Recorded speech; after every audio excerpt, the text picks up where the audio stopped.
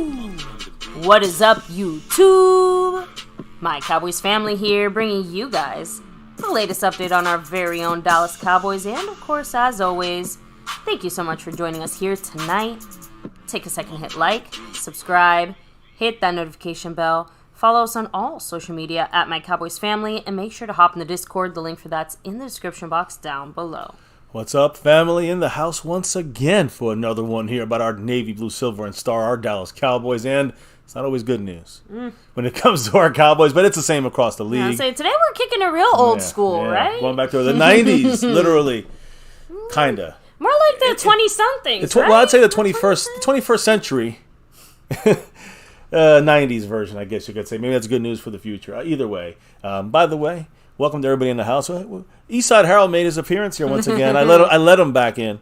I allowed him back in just for see how he goes. But he came in at the right time. Obviously when the good news hits with the Cowboys, he's here. Oh yeah. But everybody in the house, hit the like, subscribe, notification bell, and let's open this thing up and represent the people that helped us this past week be the top shelf representation here on the channel. Right. Not just once, but twice. Back to back, like our 90s Cowboys. The sponsor of the week and your Cash App King, Snug X. You know why he's here, baby. Put some respect on that name. Much love, Snug. Appreciate you. And, of course, mahalo to Marco Seppian, bossing that stream boss around with 74 points. Yep, 74 points for him.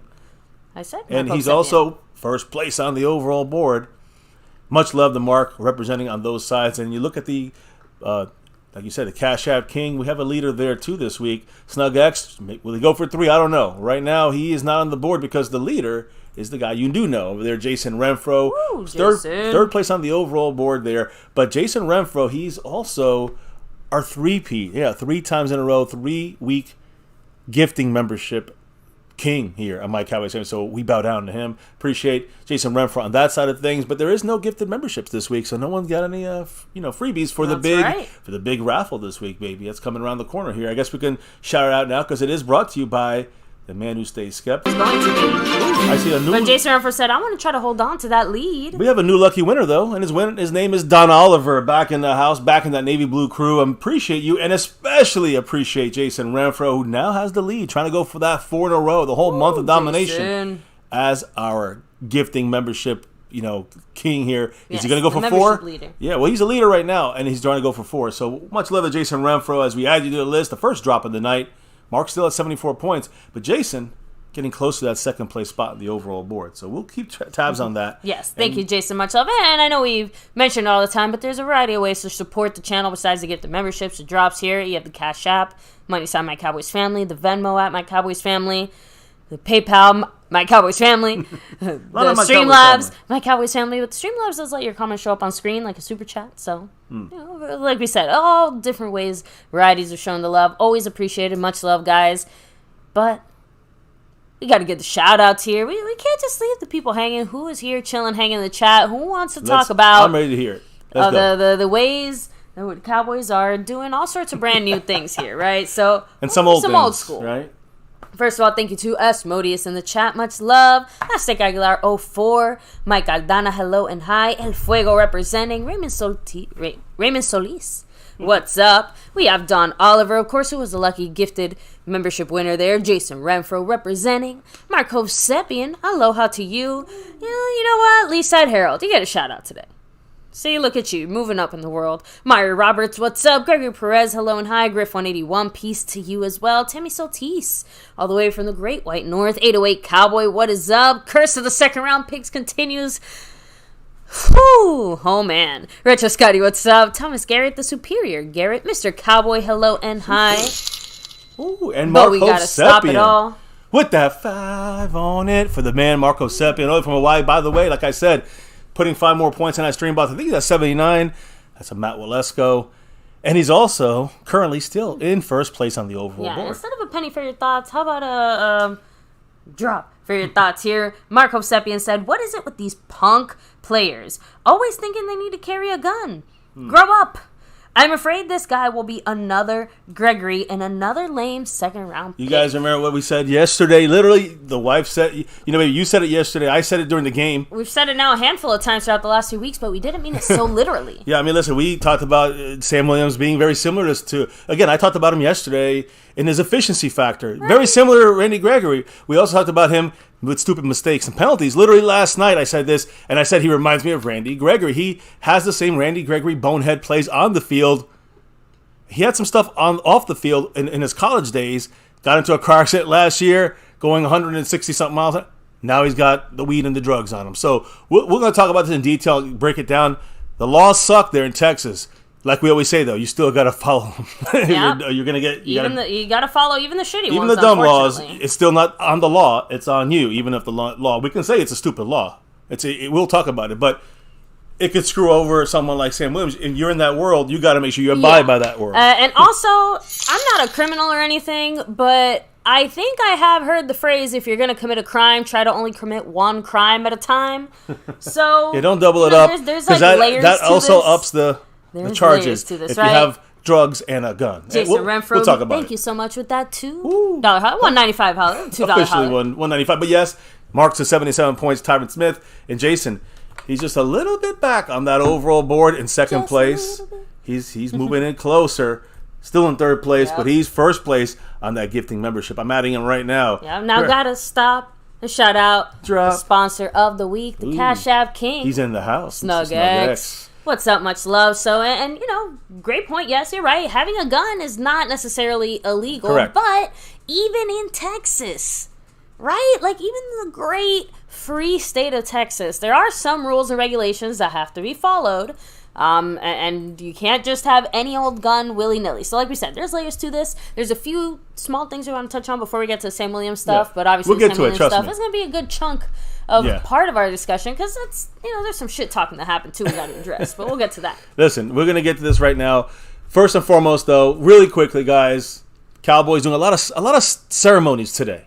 We'll get to the ceremonies a little later. But there was another ceremony that went down, the Salute to Service boot camps that took the Dallas Cowboys, that went to the Cowboys this week, and a lot of local active duty military attended practice in Dallas, participated in the same combine drills that you use to evaluate pro talent. So again, I'd love to see the USAA, and the NFL honor our military. So that's big ups to the Dallas Cowboys. And then you look at some seniors, right? We got to honor the seniors. With the seniors for the Pro Football Hall of Fame class of 2024, there's three of them. Randy Gradisher, Steve McMichael, he's from the Bears defense. He's in bad shape right now in hospice. It seems like hospice care, just keeping him alive. And Art Powell. These three people will need to be, these three players, former players, will need to be approved by 80% of the voters in January to be allowed to be inducted into the class of 2024 Hall of Fame. But they all have strong chances. They're all going to probably get over 80%, and all three of them might get inducted. It is long overdue for all three guys. If you're talking about the Dallas Cowboys, I know we got Mel Renfro. I know we got Jason Renfro. But I was thinking about cornerback Cornell Green, maybe, should be in the Ring of Honor, and so should a couple other people. And should be in the Hall of Fame, Cornell Green, a true legend and a pioneer in Dallas, played basketball in college, didn't put on a pair of football cleats until he joined the Dallas Cowboys. That was the first time. Gil Brandt, one of his greatest finds. He should be given a little bit of that senior finalist in the future. We'll see. But first, we got to talk about the present and the veteran dominance of Jason Renfro. With a fist bumping. Woo. Go Cowboys. Thank you, Jason. And that $2 holler. Let J. Lou 2 in the house as J. Lou gets ready to stay on that PUP list into the first, 6 weeks of the season or so. So much love, Jason Renfro. Appreciate you. Taking Mark down to 75 Josh Ball points. Yeah, I said it. Josh Ball. Know it. Rhonda Don Smith in the house. Yes, who, by the way, continues to be cancer-free. Hell to the yeah. Hell yeah. Cancer always, man. Yes, that's what a true OG right there, a true legend here, Rhonda Don Smith. Don't ever forget that name. Now, a couple other things now. NFL, right? We talk about the seniors. Corey Davis from the Jets. You might have seen him on the Hard Knocks Jets camp right now. Wide receiver Corey Davis today has informed the team that he plans to step away from football. He's retiring at the age of 28 years old. And, now officially, publicly has announced his intention, so that's a done deal. It sounds like, again, move over to San Francisco, our likely future battle here with them, with the Eagles in the playoffs sometime. The Niners quarterback Sam Darnold today, former Panther, former Jet, he was named the team's number 2 quarterback. what does that mean, right? I mean, Brock Purdy was number one. He's going to be good to go from his injury against the Eagles last year. He's the starter to begin the season. Yeah, and he's expected back. Sam Darnold's the number two, but do you guys remember a guy who was drafted very high, very, very high? Trey Lance. I think he was the number 3 overall pick back in 2021. Yeah. This guy's the third stringer now.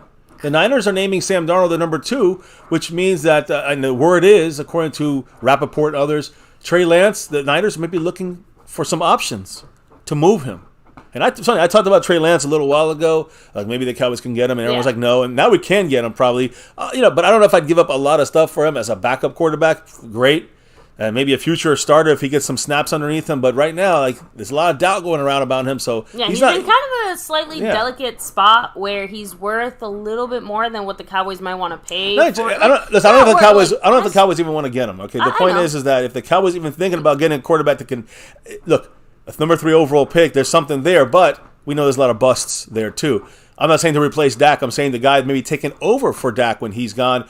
But again, there's that Trey Lance issue where he's a high draft pick DNA guy, but then he's also not produced in the NFL guy. So a lot of questions. Now, look, to me, I personally think if you give him some more snaps to Trey Lance and let him get a little more custom, I think if you use him right, I think he's going to be a great quarterback. But again, I trust Shanahan to run that offense pretty well over there, better than Kellen Moore did, and last year. Okay. And so to me, if they're seeing a need to move on from Trey Lance, then there's maybe a bigger issue there. So just throwing it out there. There's no way I'm saying the Cowboys are trying to get him, but it's just I had mentioned him early in the offseason as an option if things went crazy and maybe it's going that way. But I'm not gonna get a guy because he has a cool name. He was drafted 3rd. I just want him to maybe there is still more something in him to tap into.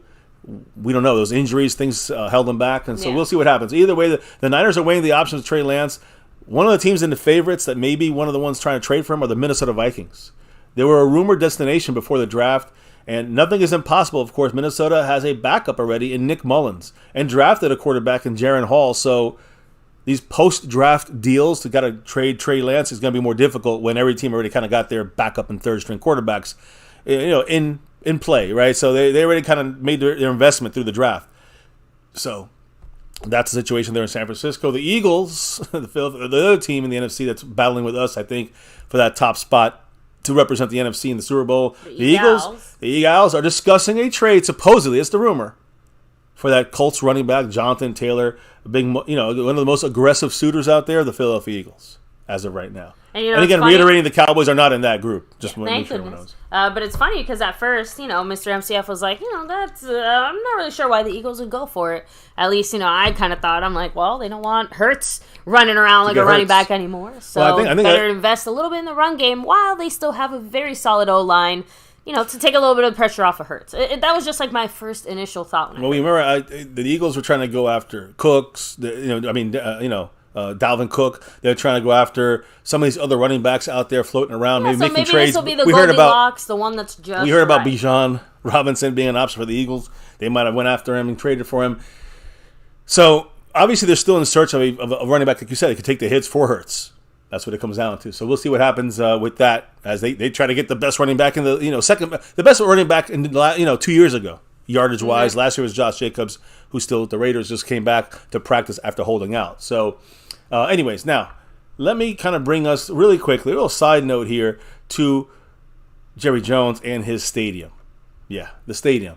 $180 million renovation planned for AT&T Stadium in Arlington. So, baby, when we go see the Rams play, this is probably the last time we're going to see it this way. This is the OG style of the stadium. Renovations are going to begin January 2nd, go through July 2025. So, again, the season of 2025 will be the new stadium, basically, you'll be seeing inside. Some new changes. In December, NFL owners approved the Cowboys' plan to devote $295 million towards improvements to the 14-year-old stadium. The moves all come as the Cowboys are trying to host 2026 World Cup, right? Those men tournament games there for the World Cup. The Cowboys are making a hard push. And, we got Dallas, the city, got the host city of this. Jerry Jones wants to make sure that he puts in, a revamped stadium there. He makes a very strong effort to make sure that, AT&T Stadium is a front runner here. It's already there. Just that he wants to make sure it accommodates everyone easily so it gets good press when the World Cup does come. Yeah. Well, we already got it. Right? It's going to be hosted by AT&T Stadium, the World Cup. Sure. Cowboys also expressed desire for AT&T Stadium to be selected to host the World Cup final as well. Not just the tournament games, but the actual final. So, look, we'll see what happens there. But here's what Jerry Jones is doing for the Cowboys for our stadium. Upgrading the world's largest center-hung HDTV video to 4K technology. Refreshing all 7 AT&T Stadium Pro Shops. Okay, whatever. Creating additional permanent concessions and bar locations. Okay, that one I agree with. Creating additional wellness spaces within the main clubs and upper concourse areas. Updating finishes and enhancing technology displays around the venue. Reimagined suite design and finishes, including updated technology applications. And finally, redesigning and creating an all-new look and feel of the suite level corridors. So there you go. This you're going to get when it comes to the revamping of AT&T Stadium, the home of the Dallas Cowboys. Hell yeah, there you go. Well, I mean, I hope all those super expensive seats improvements are worth it, I guess. Well, see, I'm just saying, like, half that stuff was for the ultra-high. That's a drop in the bucket for old Jerry Jones, and he's going to make a lot more off the World Cup, and, he gets the final tournament game. If Jerry Jones is raking, he ain't losing a cent here. Now, what about our games? You see the game. We're going to that Week 8 game against the Rams in Dallas. Can't wait. Myself, the wife, the kids will be representing that star for everything right there in Big D against the Rams. But how about these games, the first 4 weeks of the season, these first 4 games? You guys understand Fox Sports today announced they're going to have Kevin Burkhardt, Greg Olson, Aaron Andrews, and Tom Rinaldi on the call they announced their first 4 weeks. The first week is going to be Packers-Bears week 1. The second week is going to be Seahawks-Lions week 2. Third week, Bears-Chiefs. Fourth week, you know it, Cowboys-Patriots. I say Patriots at the Cowboys for week 4. So the Cowboys drawing the number 1 broadcast crew for NBC, CBS, and Fox, those 3 networks over the first 4 weeks of the season. Yeah. Week 1 against the Giants, NBC, Sunday Night Football, nationally televised. Mike Tirico, Chris Collinsworth, Melissa Stark. Of course. Week 2, it's the nationally televised game. I hope we get it here. We should get it. If Tampa don't mess us, or Jacksonville. But it's the Jets at Dallas on CBS. Jim Nantz, Tony Romo, and Tracy Wolfson. And then week 3, of course, you see we play the Cardinals. No one cares about the Cardinals, but we care about that game. We don't know which crew we're getting there. I'm assuming not the number 1 crew, but we're getting week 4's number 1 crew. We just announced that Olsen, Andrews, Rinaldi, and Burkhardt for that New England at Dallas game. They are week 4. So week 4 is the first time also this year the Cowboys will draw that number 1 crew, the first of many in 2023 in this season. So we're going to get the top-notch crew pretty much almost every week, except for that week 3 right now, as of now, right? So, I just wanted to kind of get that stuff out of the way, kind of clear it Good to know. Yeah, just some basic stuff there. I will say this about yesterday's practice. I do want to say, kind of go and take you guys what happened with Sam Williams. Let's start with what happened yesterday. All right, you'll see some video here of Jerry Jones signing a baby, and you'll see the same stuff. But as everybody does, of course. The practice yesterday, I'll say this. Practice number 13, big day for the defense, constant pressure in the passing game, nothing new there. This was yesterday. Refreshing to see Zach Martin back on the O-line. He was just in there, not for team drills, for the mojo moment only, for those mojo moments. So today he got team drills. I'll discuss that. CeeDee Lamb and Brandon Cooks were fantastic yesterday, especially Brandon Cooks. I think that was his first time he really took over the entire day in camp, so that was a good day for him. CeeDee Lamb did great too. Marquise Bell, like we talked about yesterday, he did show yesterday. He stepped up in more of a linebacker type role for number 41. And we talked about TJ Bass playing some snaps there, undrafted rookie on the right guard spot. Some first team reps there for Zach Martin. And Deuce Vaughn took some first team reps as well. You see Micah Parsons in the field. Here you're seeing Deuce Vaughn. Deuce get a bunch of yards there and knock that out. Brandon Cooks, you'll see him here on this big play, this mojo moment, touchdown from Dak to Brandon Cooks. Perfect pass, perfect catch. They were both electric in the passing game, especially Cooks, making contested catches and a nice catches in traffic. Here's CeeDee Lamb making a nice catch on slants. You'll see it again here back to back. Here's another CeeDee Lamb, get us closer. And then the next play, it's the Ferguson for the TD. Just a one little drive here, so you're going to check out how we're using all our guys and sometimes doubling them up if you have to. Hey, you want to cover everyone? CeeDee Lamb's open, we'll go to CeeDee Lamb back to back. That's the way it looked yesterday for training camp, day 13. The last thing I wanted to say, and you see in our shorts, 2 things actually in our shorts. There was a video of Zach Martin and DeMarvin Overshown after the practice there signing autographs for fans. Now, I think, obviously Zach Martin, we know we've got his autograph as Zach Martin, but we also, seeing DeMarvin Overshown just shows you the love he has. He had a sleeve holding that left leg with the torn ACL. It just shows you that he's out there giving the extra mile, because he does not just love to play football, and this is his lifelong dream, career work. But this is with the Dallas Cowboys. Yeah, if the love is there for DeMarvin Overshown, and not just that, but obviously, I don't think any players like bullshitting all that much when they say like, "Oh, I want to be a cow." I always dreamed about being a cowboy. I want to be a cowboy, whatever. There's actually proof of this. And not just that, but how readily all of us kind of felt it too, because he's clearly accepted by the fan base. We're all sad, I think, to see him go. So I do think it's kind of nice that he got a little bit of love there from the fans, just because we know it's going to be a very long, dark season for him of rest and recuperation. He's going to have to be along for the ride on the sidelines. Yeah, well, but again, he got his heart in it, is my point. Also, absolutely. There's a funny little, again, if you saw it in our shorts, a funny little thing that went down after practice. There was kids' cleats and kids' gloves. And, of course, CeeDee Lamb filming this, and we put it on the shorts. CeeDee said, "Why Deuce keeps leaving his cleats and gloves here? What is he doing?" And they were actually obviously trolling him, making a joke about how tiny the man is. Don't say obviously, because you had to explain to me, because I'm looking at it like, why would Deuce just leave his shit around? Yeah, no. I'm just looking at it like that seems like a perfectly normal looking pair of shoes, cleats, and gloves. Well, for you, maybe, but that's what I'm trying to say. Like, it just looked fine to me. He's still a grown man. One who said, like, that's like a kid's. I'm like, oh, true. Yeah, you see how they fit in his hand. In fact, I'll try to. It's been a long day, so let's just like chalk it up to that part. Yeah, I don't have it. But again, if you guys check out the shorts, it's funny as hell. Anyways, I just thought it was funny. Then after practice, all right. Everyone went home, and who knows, whatever, you're chilling for the next day and resting and relaxing and trying to get some sleep. Relax a little bit more tonight. A little too much. Again, not knowing every single detail here, but that's when Sam Williams, sometime arrested. It was actually, this happened on Sunday, by the way. So let me rephrase that. I guess this would have been before the practice. The practice was on Monday. We saw him running around with the team there and playing in the game on Saturday. Sunday, he was arrested, guys. And let's explain what happened. As you can see, he's got the glasses and the joint in his mouth there. But he was arrested on weapons charges and a controlled substance charge. This is important to note. Okay, well, I'll explain it as we continue here. Defensive end Sam Williams, number 54, was arrested Sunday in Frisco and booked on charges of possession of a controlled substance and the unlawful carrying of a weapon. This is per Frisco police. Now, unlawful carrying in Texas, that's got to be tough to do. But the 2022 second-round pick is accused of possessing less than 1 gram. That's very little. But less than 1 gram of THC. Now, it's not marijuana. THC, we'll explain in a minute. This is the extractable active ingredient found in marijuana, as most of us know. And it's usually used as an oil, a concentrate. So this was what the Frisco police spokesman kind of said in their report.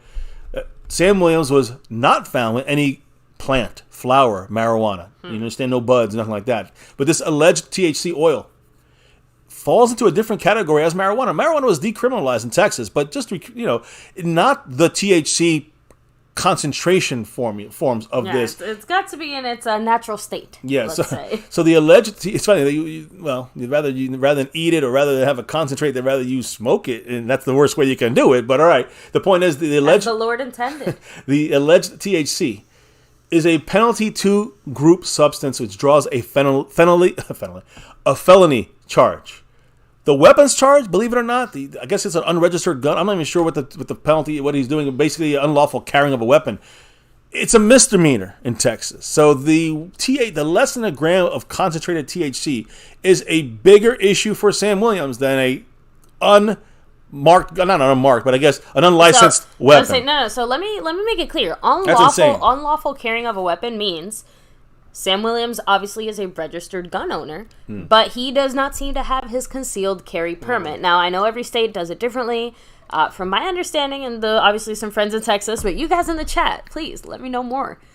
It's pretty fucking easy to get your concealed carry permit there. I know here in Florida, it's very, very straightforward. I know several other southern states and other Midwestern states and things like that. It's also a very straightforward and easy process. So unlawful, carrying of a gun just means that it was registered to him. Right. Nothing illegal there, but he had it in his car when he did not have a concealed carry permit. So, like, that's dumb shit. And if it was only that, like you said, it would be not as big of a deal. Or if it was only the less than 1 gram of THC, consumable THC, well, and that's the thing.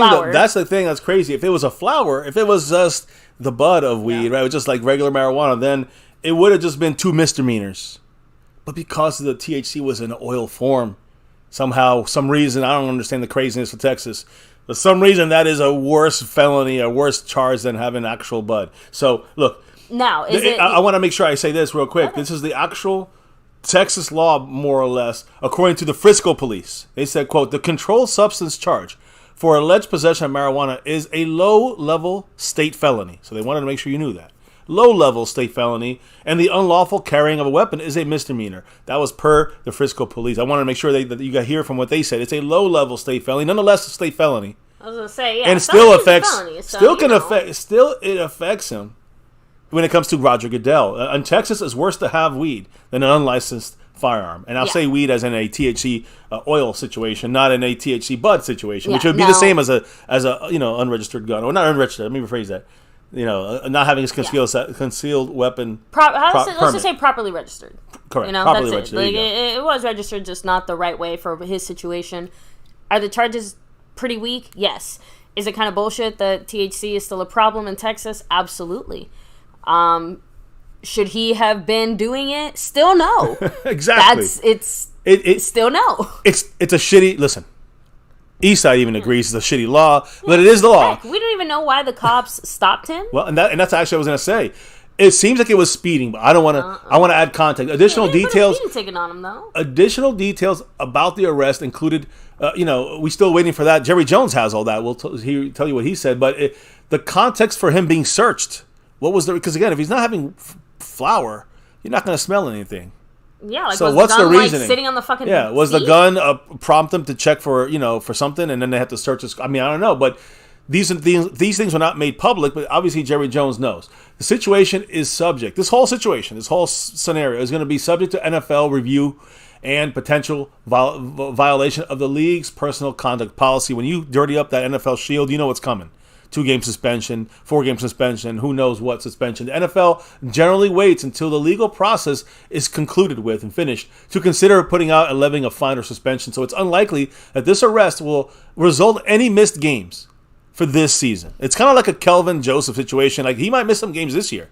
We haven't heard from the NFL and Goodell yet. Exactly. From his bigger issue that it was last year, but this year, with the Sam Williams will affect them with anything next year, and Jerry Jones also kind of alluded to that. So remember, the legal proceedings were still going on for Calvin Joseph, and they were resolved as far as his part in things this past year. Yeah, but they usually get that out already by the announcements of these things. They didn't announce anything yet for Calvin Joseph. Sam Williams, he'll be announced next year and miss probably a game or two at least. So either way, though, it sucks that he's going to miss anything.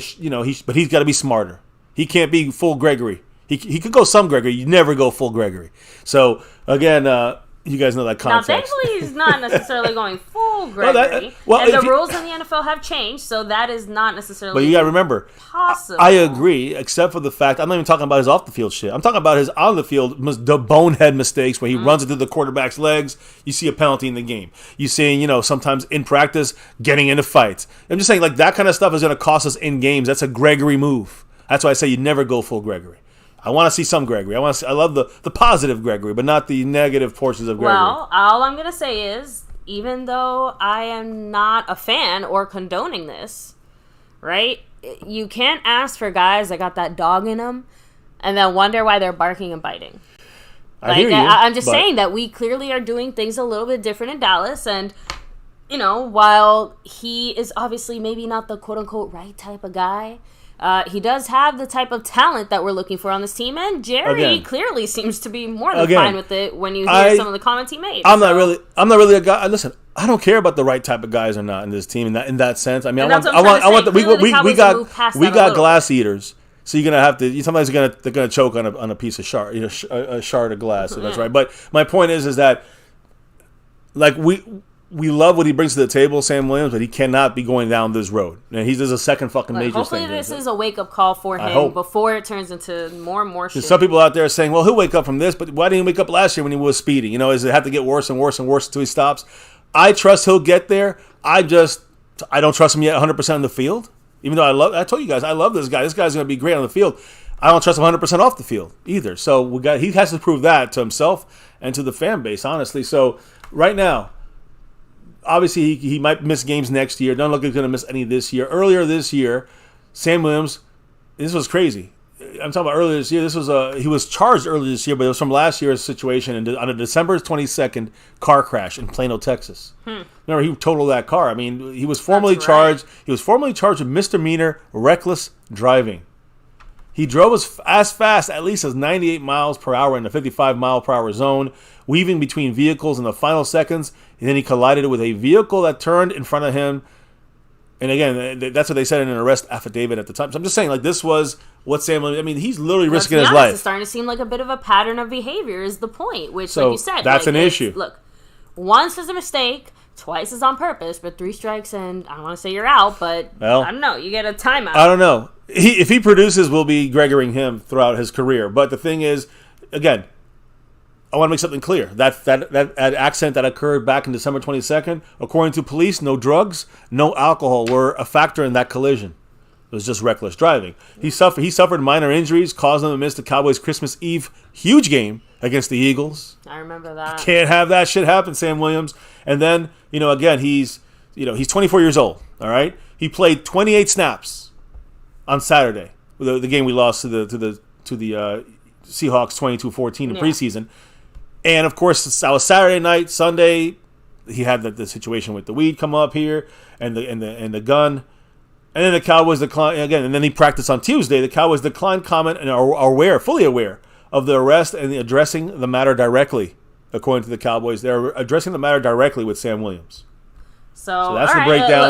That's the facts. One thing I will throw out there. I got a little more, but that's the facts. I think it would be nice to see someone on this team maybe take more of a vested interest in Sam Williams and try to, like, keep him out of the shit. These are all grown men. Nobody needs babysitting. But, this is a young guy with a lot of talent that we'd hate to see end up getting kind of lost in the sauce. You know who should do it, baby? It's a no-brainer for me, and it's about that time. It's this guy, number 11. It's funny. I was thinking the same thing. It's time for him to stay. Listen, I'm not saying he has to do it, but he should do it. But that's one of the reasons why the other day I was kind of upset at him for joining into some of that fighting.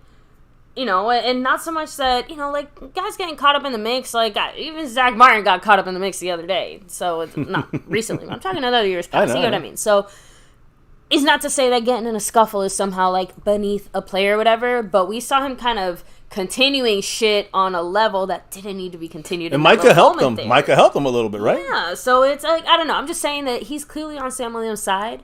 So, I think this could be a really good moment for Micah to maybe try to step in here and at least, look, at this rate, just keep him focused for the fucking season, and let's go from there, right? Like, Sam Williams here, cocking back to punch Hoffman, gets leveled by Biadasz, and we saw this already happen. But again, just want to show, and he kind of really, after this, he got really pissed off. He started yelling and screaming, a little bit out of control, in my opinion. You see him here trying to push his way back in. Look, there he goes. Knocks his own player going out in the face like that. I mean, Sam Williams is a bit out of control. And this is just, a couple of days before the game and the arrest. Just saying, maybe he needs to be on weed 24/7. I don't know. But either way, this is him on weed. Yeah, do we want to see him off it? I'm just saying, like, my thing is Sam Williams just got to reel it in a little bit. Is that so much? Is that too much to ask for? I mean, I don't think we're being rude or just chill out in the field a little bit. Again, I agree with you. You can't tell these guys to pull it back when this is their style of play. But he's got to be able to patrol himself a little better. That's just the way it's got to be. So Cue Ball's basically saying that he was speeding in a school zone. So even though he wasn't going like crazy fast or something like that, I guess he did it. That's why I said he was speeding. I'm pretty sure speeding was part of it. But yeah, exactly. And that's the thing. I'm surprised that they didn't charge him with the speeding ticket because, as far as we know, they've only charged him with those 2 charges. And the other, we'll have to find out. Well, we'll hear things as they develop and everything, but the thing is that, again, with the marijuana situation, I want to kind of conclude it kind of with this, and with Jerry Jones's comments, but everyone's saying hire the Des Bryant babysitter, by the way. Like, everyone, they're like, just hire the Des Bryant babysitter. Hey, listen, Micah's there, he's got to lead it too, so I think that he has to take a little bit on this for himself, and this is a test for him to keep this guy on the straight and narrow. So the test of leadership. Yeah, exactly. So, look, again, the police pushed the fact that it was not marijuana; it was a controlled substance, which is THC. That's why it's a higher kind of enforcement. It's a baby felony instead of a it's misdemeanor. Obviously, it's a technical detail, but it is precise. This substance, THC, is the active ingredient of marijuana. I guess they consider it more potent. It's so silly, though. It's so silly to even consider this as a more felony situation. It's just funny. When you look at it, guys, again, weed is a misdemeanor in Texas. THC oil is a felony. Which at least we got to we understand that difference there. Sort of. And again, when a guy gets caught with... look, I'm going to be honest. I'd rather have a guy get caught with guns and drugs than the NFL finding out he placed a $12 bet on a game in the parking lot of his team's facility. And that's sad. But I'm just saying, I'd rather he has guns and weed, and he gets suspended for 2 games than miss the whole season because he, like I said, placed a $12 bet as he's walking to his car, and he happens to be on the grounds of the team facility. One of them is stupid as hell. The other one is just so boneheaded it goes beyond. But that's the thing I'm trying to say, though. I'm just making the comparison that you'd literally rather have a guy make a $12 bet.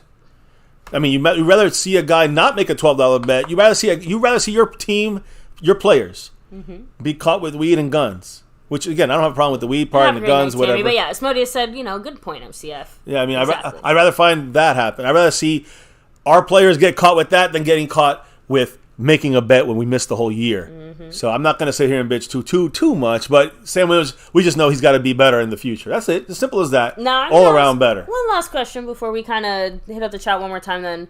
Okay, go ahead, finish. No, go ahead. No, hit me up with a question. I got a couple of little no, I was just gonna say, have we Cowboy fans become a little soft? Because I can tell you right now, in the '90s, this is like a Tuesday. No suspensions though. Like back a Tuesday. Then. No suspensions. No one cared. Okay. No suspensions. So there you go. So that's all I wanted to say.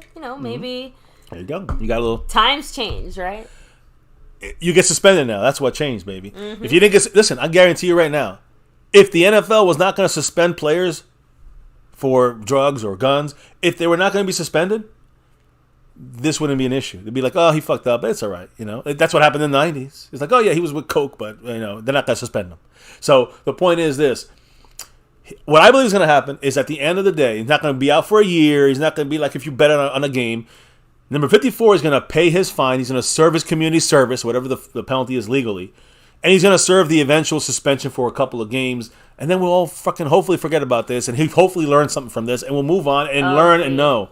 The amount of time that has to be wasted on this shit is disproportionate to the actual effect to the team. So let's all chill out on that. Let's all smoke a doobie and chill out on that too, right? Just an example here is when you look at weed compared to guns. It's in Texas. I don't understand it. Authorities today said that no one was injured after a Texas elementary school student fired a gun while on a crowded school bus. I wonder if he was charged with the unlawful carrying of a weapon or whatever. Anyways, look. It's crazy in Texas. Sorry, guys that live in there, but they got some of those rules, some of those laws are fucking ass backwards, but they're still the law, still the rules. And if you're Sam Williams, you live in there, you gotta follow them. You gotta motherfucking follow them. That's it. Case closed. Jerry Jones did have a couple of things to say about this, and I'll take old Sam here out the way. Jerry Jones said this, that he has all the details about the Sam Williams recent arrest. He said he doesn't expect it to impact his availability on the field this season. He joked that Sam Williams has shown maturity, considering he was ticketed for going 98 miles per hour last time, and this time he was going around 60 miles per hour when he was arrested on Sunday. He said that the improvement of 30 miles, 31, 34 miles is 30 miles less than before is a sign of progress for Sam Williams. Funny, but not funny. He has trying to make a humorous situation, something that's not humorous, into a humorous situation. This should be taken seriously. A young pass rusher missing a game last year because of an accident against the Eagles. Then less than a year later, putting himself at risk for a league suspension. This still affects your fucking team, Jerry. So stop making dumbass jokes, Jerry. Great. Yeah, Jerry's got to stop making dumbass fucking jokes. Just shut his fucking mouth. He's got to shut up, Jerry Jones. Maybe something got lost in translation. Yeah, exactly. I think speaking of us shutting up, let's hear what Lost in Translation said. Yeah. Much love with a $5 holler. You know what he said? What did he say? I got 5 on it. Hell yeah, he got 5 on it. Much love, Lost in Translation. I'm smoking weed. Anyway, Sam Williams got 5 on it too. I think I get the joke now. Yes, yeah. So Lost in Translation thank you so much, podcast. man. I appreciate you Getting you right up on that board just like that. Which kind of cracks me up because we actually watched the movie Lost in Translation. Yeah, it was actually interesting. This weekend. So. Yeah, I had seen it a while back. Watched it again with the wife for the first time for her, and it was a little better than I first remembered it, but it still wasn't like, I don't understand, Academy Award. I don't know. Maybe I'm weird. Either way, got you up on here. Let me make sure I got him set up. Yep, tied in 4th place with Haley, 94. Where?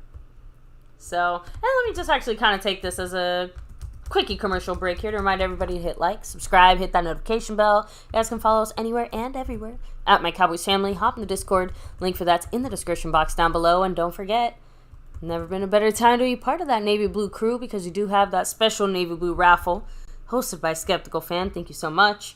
Going on right now. So yeah, check it out. Get in there. In the Navy Blue if you haven't been in there yet. You see Jason Renfro today gifted a membership. Take the lead right now on the membership side of things to Don Oliver. Yeah, and Mike Aldana, my personal guess, like I kind of said earlier, was it's not so much that the gun was registered to someone else, but that Sam Williams was a registered gun owner, but not a concealed carry permit haver.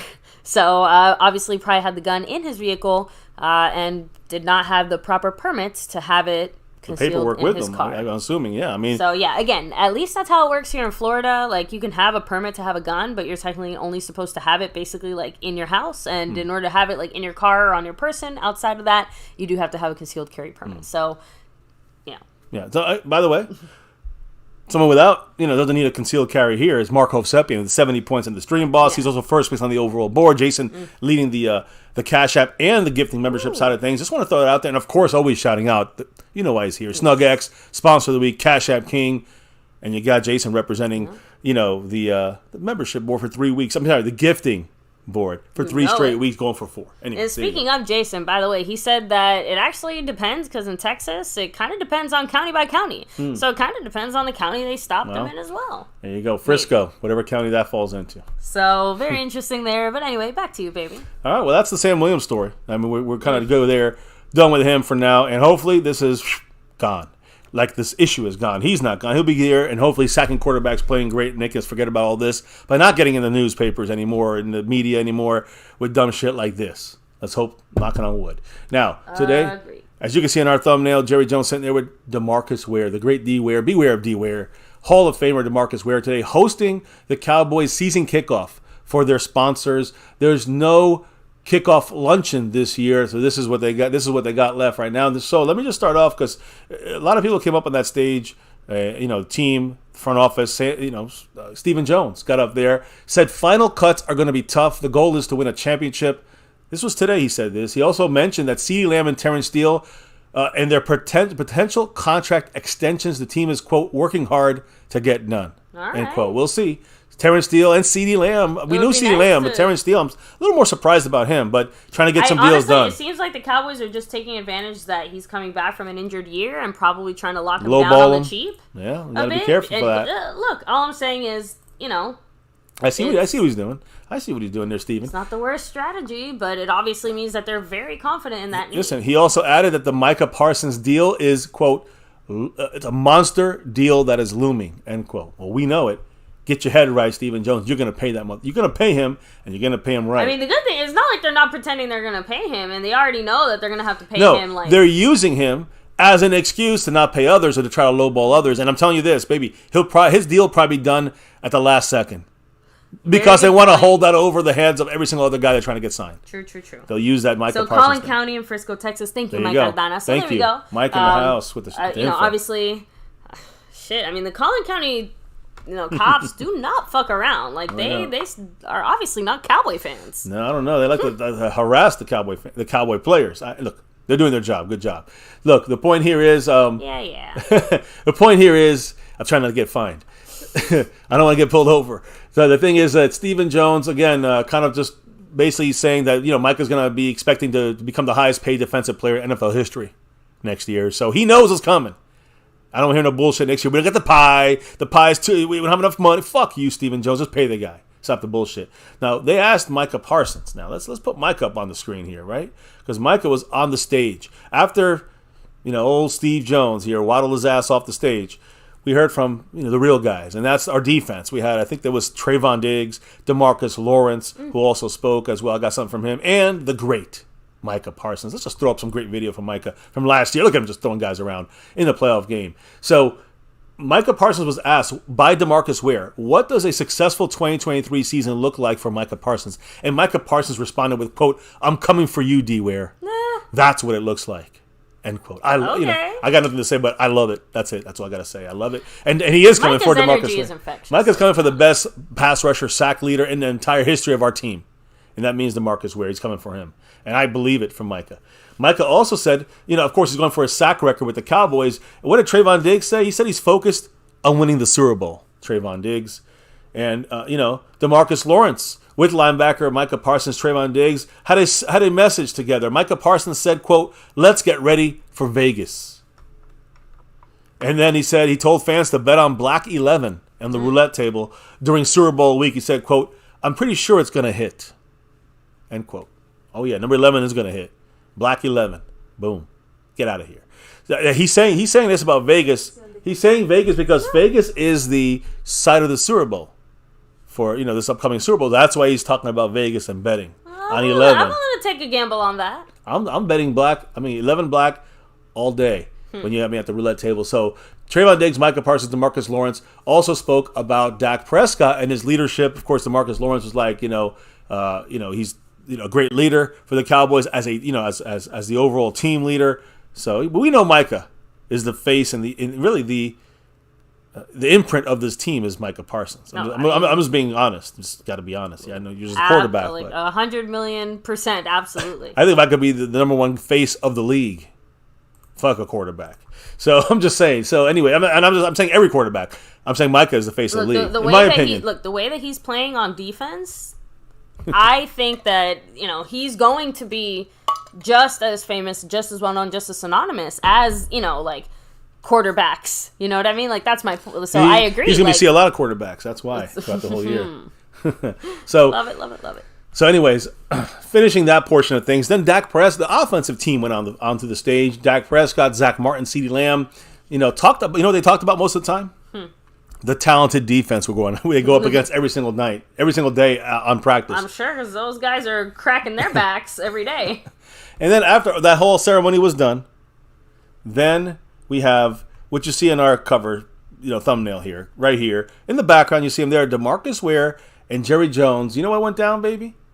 That's when they kind of surprised DeMarcus Ware, and they announced that they're going to be inducting Hall of Fame pass rusher DeMarcus Ware into the Cowboys Ring of Honor this season, this year. Jerry Jones made this announcement at the Cowboys season kickoff event. Ware is the Cowboys' all-time sack leader with the career the span between 2005 and 2013. The actual game that we're going to see him inducted to the Ring of Honor has not been announced yet. Okay. But DeMarcus Ware is going to get his Hall of Fame ring November 30th when the Cowboys play the Seattle Seahawks. Imagine if it was our Rams game. No, I knew it wasn't going to be, but we were playing on November 30th. We DeMarcus Ware gets his Hall of Fame ring with Chuck Howley as well in that mix there. So again, here's what I got to say about this. And, Jerry Jones is going to speak on it, but here's what I got to say about this. First and foremost, DeMarcus Ware absolutely deserves to be in the Ring of Honor, no question, no doubt. But it is a ridiculous embarrassment. Just as a Cowboy fan, and I don't care if you love it or hate it. I mean, most people agree with me, but if you don't, I understand. It's not an insult to Ware in any way, shape, or form. Jimmy Johnson should already been the fuck in there, and everybody knows this. Even if you're the lamest Cowboy fan, you still know Jimmy Johnson needs to be in the freaking Ring of Honor, just out of principalities here, like they said on Friday. So look, big worm. Anyways, the thing is, Jerry Jones is set up a bad situation for DeMarcus Ware's own kind of Ring of Honor celebration by have this bit of a cloud hanging. Yeah, by leaving out Jimmy Johnson, keeps this fucking circus going. It's a clown show. Yeah, instead of focusing on Ware and his accomplishments, everyone's just going to be focusing on the lack of Jimmy in a lot of ways. And that's the big issue with this move by Jimmy. I mean, Jerry Jones has to get his shit together. But look, in the end, it's what he does whatever he wants, and in his mind, leaving Jimmy Johnson out means more attention, more media coverage, more rumbling and rumors. He'll use that.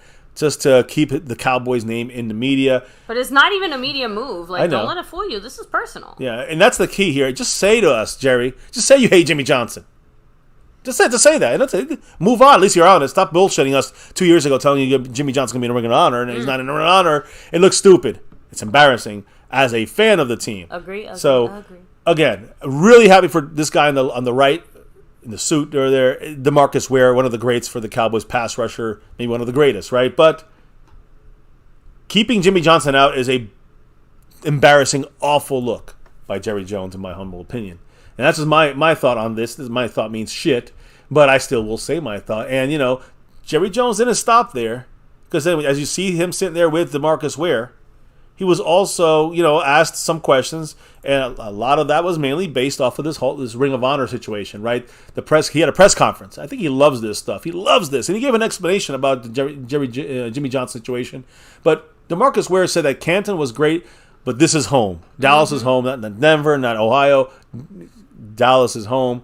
Again, a big year for DeMarcus Ware. Really, congrats, Hall of Famer and a Ring of Honor inductee well earned, here. well deserved. I mean, exactly. DeMarcus Ware said, "quote I'm still at a loss for words. There's nothing I can say. I'm going to be the biggest Dallas Cowboy fan you'll ever see. I am home. So this is home," he said. So great stuff there, DeMarcus Ware. We always come through. Classy guy, and again, been helping Micah Parsons the last 2 off seasons. Don't forget that. Now Jerry Jones talked about a lot of things here. He said DeMarcus Ware will be the only inductee into the Cowboys Ring of Honor in 2023. He said, "quote This is DeMarcus Ware's year. This is his year." Now, so Jerry wants to keep the spotlight on only DeMarcus. Well, that's the way he gets away from having to bring up the Jimmy Johnson situation. So Jimmy Johnson, look, you don't think Jerry Jones goes into this saying, "I know they're going to give me shit about Jimmy, and here's what I'm going to say." So when they asked about Jimmy Johnson not being in the Ring of Honor, when did we put him in? Jerry Jones said this: "This is DeMarcus Ware's time. He's a player, and I wanted to put players in there. Jimmy is not a player. I wanted to put a player in this time." That's his new excuse, so be it. Okay. Jerry Jones also said that DeMarcus Ware, again, not only the only inductee this year, but when Start was mentioning about Jimmy Johnson, right? Again, let me rephrase it. Let me reiterate this to everybody so they remember that Jerry Jones kind of said on national TV in the Hall of Fame game 2 years ago, back in August 2021, he said to Jimmy Johnson that he would be in the Ring of Honor someday. Someday soon, basically. They didn't give a date. That has to wait longer. So, Jimmy, sorry, the Jerry Jones, pettiness continues. Almost 30 years later. It's just, come on. So either way, Jerry Jones did also add. Jerry Jones added that at some point, same thing as he said for Jimmy Johnson. At some point, Jason Witten and Tony Romo will be inducted into the Cowboys Ring of Honor. And then he added, quote, "write that." Smiling, meaning, I want you to write something. I want you to write that down the way you wrote down Jimmy Johnson. That's what he's trying to say there. We'll see who gets in first. But my point is, again, Jerry Jones asked about saying, "Hey, you said you're going to put Jimmy Johnson in the Ring of Honor. What happened?" He said that was a projection. He goes, "That's a projection when it came to Jimmy Johnson. One day he'll be in." He said that he said, quote, "I project Micah Parsons one day will be in the Ring of Honor." Okay. So, will any of us still be on this planet when any of those two events may possibly happen? To me, to compare Micah Parsons to Jimmy Johnson. Jimmy Johnson's not been with the team for 30 years, and Micah Parsons is literally in his 3rd year now. And I love Micah, it's not a good comparison, is my point. How many Super Bowl rings did he win for us? The Cowboys, yeah. Yet? Jimmy got 3. He got 2 out of the 3, but his staff and his crew and his players got that 3rd one, no matter what Jerry tells you. So, look, all I'm trying to say is, obviously, Jerry Jones hates Jimmy Johnson. Yeah, Raul said, at this point, I'm over it. Jerry's just a fucking clown. That's the clown show. Behavior. Then they asked him, this is the media asking, wouldn't you like to put Jimmy Johnson in while he's still alive? And I don't think he doesn't mean Jerry Jones. He means Jimmy Johnson. Yeah. Jerry said, quote, "He's the youngest 80-year-old you'll ever meet. And I'm right behind him. This thing doesn't run on an age meter. As a matter of fact, I'd go the other way. If I thought somebody was accusing us of trying to beat the clock, I'm not going to let the old man in. I'm talking about myself." Again, Jerry Jones turns 81 in October. Jimmy right there with him. But again, this is the lamest freaking excuses of that. It's just lame to me. An interesting reason. I'm sorry, Jimmy. Oh, Jimmy Johnson. He's not even allowed to have more than a couple little words at the Star Tour. We've been there. We're going to go to it again. And Jimmy's still getting disrespected. I mean, listen, every true Cowboy fan knows who the star of the show is and was and will be for those 90s Super Bowls when it comes to the coaching side and the front office side. It's not Jerry Jones, baby. It's JJ. Not that one. Not Jerry Jones. It's JJ Jimmy Johnson, baby. And everyone knows that. Everyone knows that. So, anyways, that's any quick thoughts on this from the chat, baby, as I kind of take a break here, take a little water break, and everybody hits that like, subscribe, and hits that notification bell as Jerry got done speaking his mind on our Hall of Fame, on a Ring of Honor situation. So, I already had hit up Raul's comment there. Uncle Charles, what's up? Much love. What's up? Stone Immaculate said, Jerry Jones fried Jimmy Jones in his prime. We could have won more Super Bowls. Damn right we could have. You know this. So, yeah, Ron the Don Smith said, Jerry is a clown. He needs to let someone else take over our Cowboys. It's never going to happen. And again, who's the other guy coming up? Stephen Jones, another clown. Exactly. Mike Aldana said, do we need to ask Charlotte to bitch slap Jerry Jones? I'd rather have her running the show, honestly speaking. Truly would rather have her running the show. Let me see here. Kind of rolling back a little bit more. Mike Aldana said, yeah, congrats to D-Ware, but still posted that Jimmy's not getting, pissed that Jimmy is not getting I'm with that you. honor. And it just seems like Jerry's doing this almost, at this point, on purpose. Almost trolling Jimmy Johnson just to, continue to put a dagger in him. Jerry's going to do Jerry things. Jimmy, I think he's used to this shit. I think he's like, I'm never going to get inducted when this guy's alive. And hopefully Jimmy will have the posthumously inducted into the Ring of Honor. Right, and Beat by Money said, damn, I'm just sad that I wasn't alive during those Jimmy Johnson some great days years. I'll like never that. forget them. You never seen a coach. I mean, the way he coached, it wasn't like the coaching of the Lombardi days where it was like more hard nosed. But it was Jimmy. It was a '90s hard nosed, and there was no one like him in my opinion. So Jimmy Johnson got the job done. He did it in a new wave, a new kind of style, more like a college style. But he got in there and he got shit done. Case closed. He was GM. He was allowed to make the moves here. Jerry Jones was not doing the moves, and that's why we were winning. The only thing Jerry Jones, I'll give him credit for, is he got us Deion Sanders, and that gave us an extra Super. That helped us put the cherry on top for the Super Bowl. But I'm sure Jimmy Johnson would have been cool with that. And we might have won 4 in a row rather than 2 and then 1 in 4 years, right? Right. It would have been 4 in a row if Jimmy would have been at the helm instead of Barry Switzer. I'm just saying. Anyways, we're good with Jerry. I think we got everything covered with Jerry and Jimmy and the whole situation there. It sucks, but we got to move on to reality. Superstition is one thing, reality is another. And you know what's reality? Marco Sepping's in first place. He put another 5 on it. Mahalo to you, the Mark. $5 what he holler. said? I got to know what he said. JJ can suck a big black donkey. Jesus. The way I see it, it's a win-win for me. If we win a Super Bowl, I will be happy as hell, and if we lose, I win because I see Jerry Jones cry. I want to see that clown smear his freaking. I want to see him crying of good tears, smearing his makeup from the confetti falling, and him holding up a trophy. That's what I want to see, the tears of happiness. But he in the end, remember this, Mark. Remember this. Jerry Jones just wants to be competitive. He's competitive. He's got a money maker on his hands. Super Bowl or no Super Bowl. So it's about the Super Bowl for us. I do not want to see us lose anything. Again, I know he doesn't either want to see it, but if it happens, I know it's kind of like, okay, Jerry gets to, stew in another year. But so do we, us fans. So it's a hard pill to swallow when you're a hardened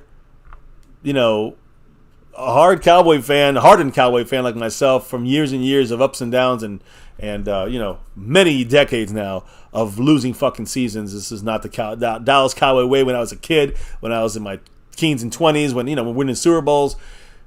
That's not the attitude I got from the feel of the 70s, the 80s, the 90s. So even when we were 3-13 and 1-15, there was still something about pride there that we had to get back on track. It just seems like we just got to get a little bit back on track with Jerry Jones nowadays, the last 27 years. Just back on track enough to just make it look good. Jerry still gets his money, win, lose, or draw. That's the issue, in my mind, when it comes to Jerry Jones. He's still going to be happier than all of us. There's no way to change that. Yeah, I know. Well, get a Super Bowl, and then he can take showers in his money, and we can be happy with the Super Bowl ring and representing it proudly for our Cowboy fan base. Myself first. I mean, I know I'm part of the fan base, but I picture myself always like leading it with you guys because I am. It's been decades of this torture with this front office. That's an interesting way of phrasing that. Okay. I'm just saying, I know myself and other older fans. I we know we've tasted that before. For me, it's just again, since I never got to experience it, it's still just, I don't know. It still basically just feels like a dream to me. So, I know. That's what maybe I know. One day I can wake up and have it be our reality. It sucks that it's so. It sucks that that's what I'm saying. Like for me, never it's like it's just as much of a foreign concept as maybe like a time without cell phones is for most people nowadays. Yeah. Like I know a time for cell phones. Most people don't. But anyway, at least in this younger generation, obviously, it's okay. Anyway, let me go ahead, hit up a few more comments here real quick. But yeah, I have to admit, Mark, even my sense of schadenfreude doesn't extend so far as to want to see Jerry cry because of a Super Bowl loss. I want to see wins. Cry, tears of joy is what I want to see with Jerry. Again, since I've never lived in a time where the Cowboys even appeared in a Super Bowl, who would be crying more, me or Jerry? That it just seems unfair because at the end of the day, he can go cry on his yacht. He's gonna cry and wipe his tears with $100 bills. So he's gonna be good. Plus, I don't know how ugly Jerry's crying face is either. I just never see Jerry crying. I don't think Jerry ever cries because he's just going to still get money hand over fist, Super Bowl or no Super Bowl. That's my issue with Jerry Jones. I think that's what, it just sucks. He represents that star in a very poor way, Jerry Jones. Anyways, listen, we talk about coaches here, Jimmy Johnson. Let's talk about our current coach, Mike McCarthy, who, again, kind of didn't even speak today. For the he's busy doing some OC shit. Yeah, he's working the offense right now. But let's just talk about real quick the NFL. I guess you'd say Pro Football Network. Take them with a grain of salt. But they had a little kind of have the odds on the first coach being fired this year. Several NFL coaches right now entering this season on the hot seat. I'm going to say Mike McCarthy's one of them. Who's the first to get fired? According to these odds, Mike McCarthy and Todd Bowles, each with 600-1 odds.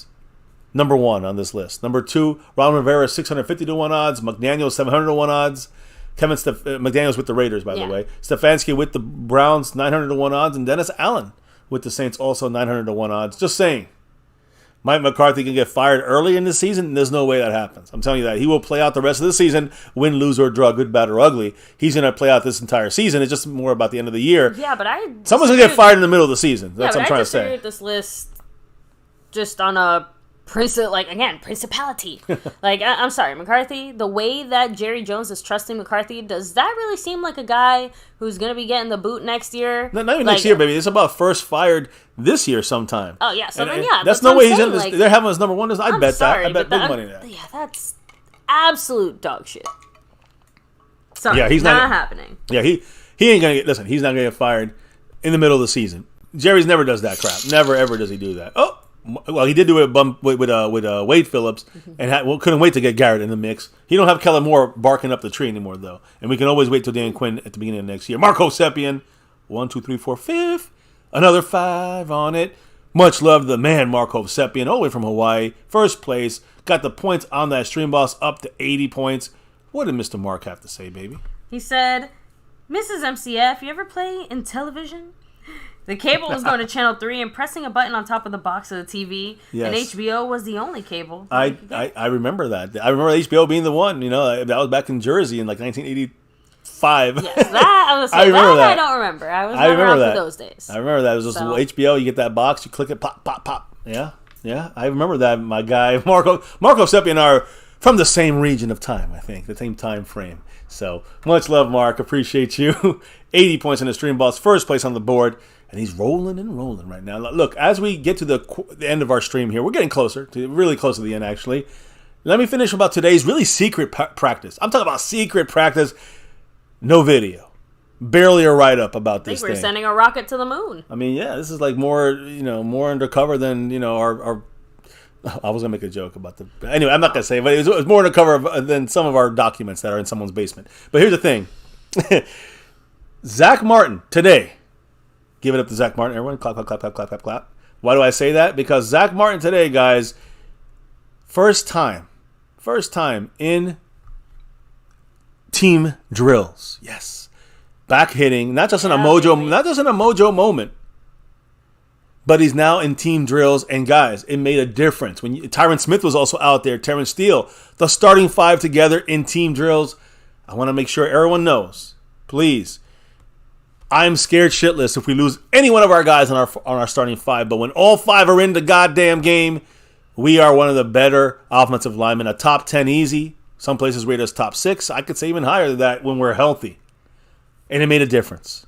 Against this number one defense that we go against every single day, there was, again, you can see in the inside with Biadasz in the middle, with the help that Biadasz gets from Zach Martin, it's a whole different look inside. So I want to make sure we're all a little chiller, at least can breathe easier. When our starters are in, we can really do damage on offense.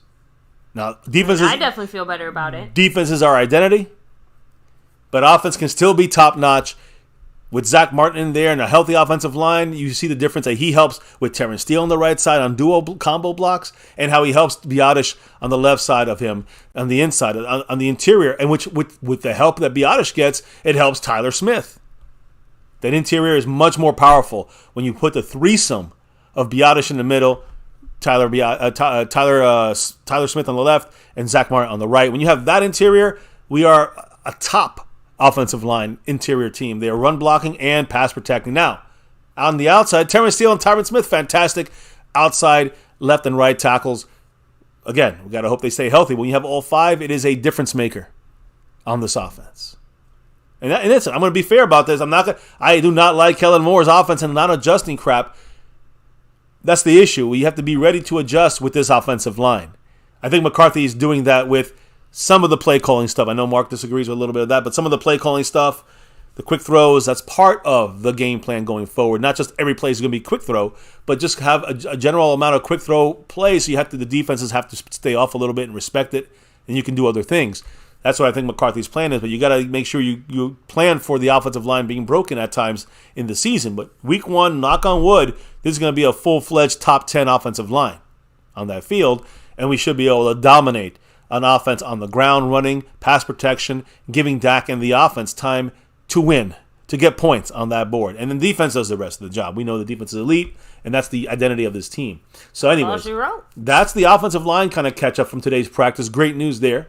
Again, we keep talking about the backups there, like Awesome Richards, talking about TJ Bass. I know Chuma Edoga might make this team uninjured, but the point is that you got a couple of guys in there. Of course, Matt Walesko, he's back. He's going to try to play this game against the Las Vegas Raiders, but they got bags on their heads because they suck. Anyways, the point is that those are the guys. Josh Ball might get demoted, but he's still, after a good game, he's going to get a chance out there as well. We'll see which guys. Farniok, who's going to win the backup spots. At least that'll become a little clearer after the Raider game on Saturday night. Now, offensively.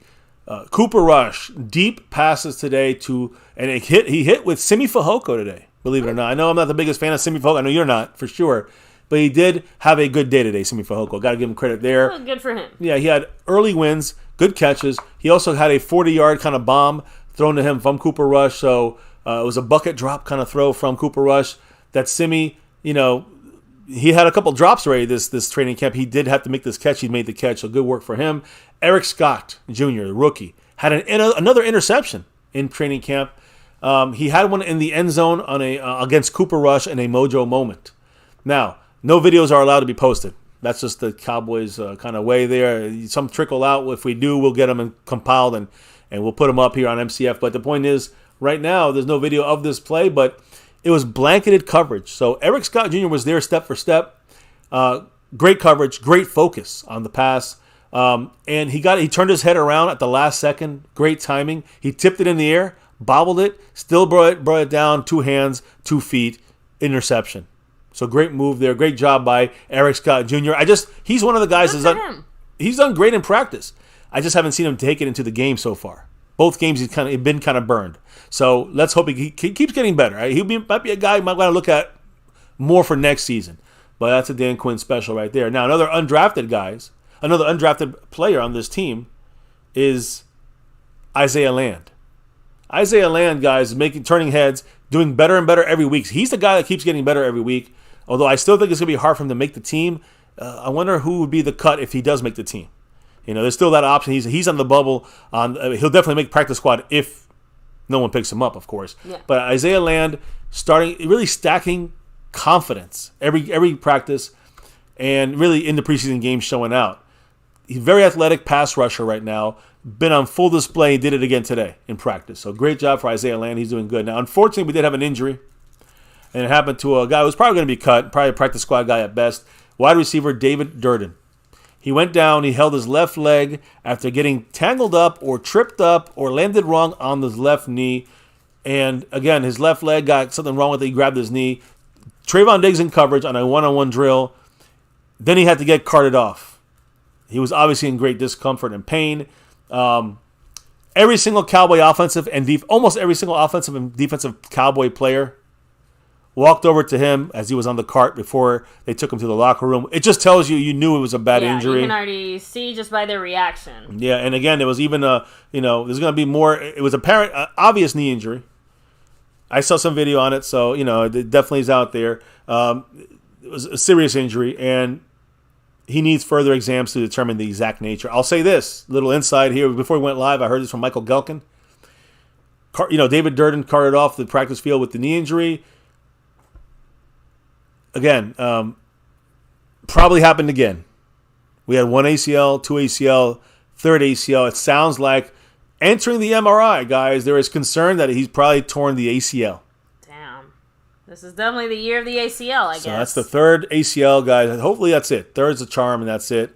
So, we lost Overshown first. We lost tight end John Stevens Jr. Now we lost David Durden, who probably wasn't going to make the team, but still, you don't want to see anyone getting hurt. I'm just going to say this. At least it wasn't Brandon Cooks. No offense here. Or Michael Gallup or CeeDee Lamb, Jalen Tolbert. Although, I do have concerning news here. And I'm not going to say this is the end of the world. The other day I saw Jaron Kearse limping. And then 2 plays later, he was back in, right? Okay. On the blue and white scrimmage yesterday. Today, I did note that Jalen Tolbert was kind of limping around a little bit towards the end of practice. Our number 4 guy. All I can say is maybe they'll hold him out of the game and prevent any injuries. Remember, we're talking about Tolbert or Deuce being held out, or both of these guys held out for this game? Because they made the 53, both obviously. Tolbert's number 4, and Deuce is one of our running backs. Do you hold these guys out for this meaningless game? They made the 53. You have to see anything more from them?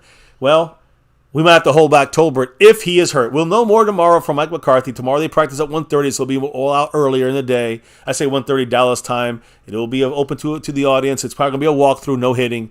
So keep an eye on Tolbert, number 18, and also let's keep an ear out for what Mike McCarthy says tomorrow about Jalen Tolbert and if there's any injuries there regarding him.